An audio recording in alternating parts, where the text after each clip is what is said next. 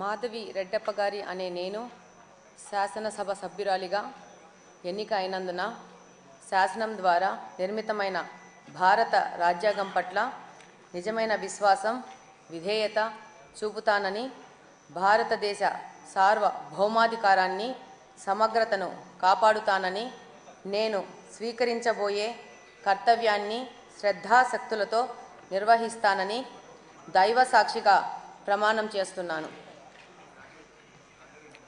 ఆంధ్రప్రదేశ్ శాసనసభ సభ్యురాలినైన మాధవి రెడ్డప్ప గారి అనే నేను సభ నియమాలకు కట్టుబడి ఉంటానని, వాటిని అనుసరిస్తానని, సభ మర్యాదలను పాటిస్తానని, సాంప్రదాయాలను గౌరవిస్తానని దైవ సాక్షిగా ప్రమాణం చేస్తున్నాను.